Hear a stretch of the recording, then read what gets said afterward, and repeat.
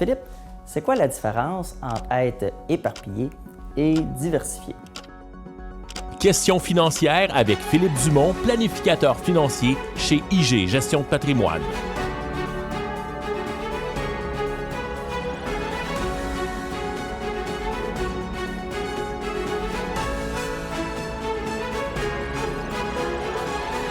En fait, il y a une grosse différence.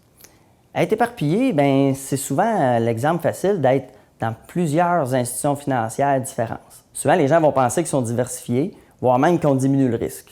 Mais souvent, c'est tout le contraire. La raison est très simple. C'est qu'en ayant plusieurs intervenants, on multiplie la possibilité d'une multitude de transactions. Puis ces transactions-là, évidemment, ils ont toutes une influence entre elles. Quand on a un planificateur financier qui a un œil sur l'ensemble de notre situation, évidemment, il y a un œil sur tous les petits détails. Et on peut éviter avec ça, évidemment, des transactions peut-être pas tout à fait souhaitables.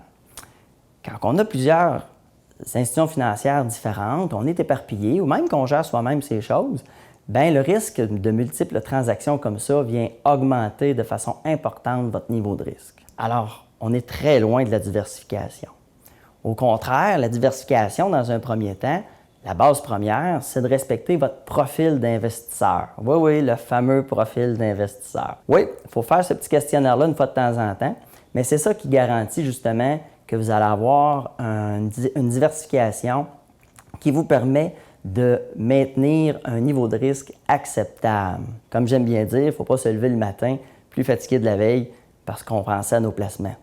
C'est pas le bon chemin à prendre. La diversification, c'est important, mais l'éparpillement, ça peut coûter cher.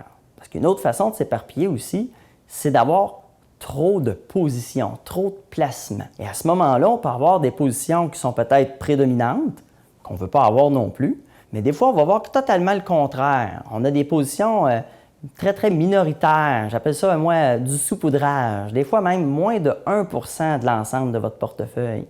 À ce moment-là, quand même que la position doublerait de valeur, à quoi ça sert d'avoir 1% de plus dans votre portefeuille? On n'est pas dans la stratégie, on n'est pas dans la planification, on n'est pas dans la diversification, mais on est dans l'éparpillement. Alors, une bonne diversification, ça s'appelle, comme j'aime bien dire dans mon jargon, la fameuse pointe de tarte.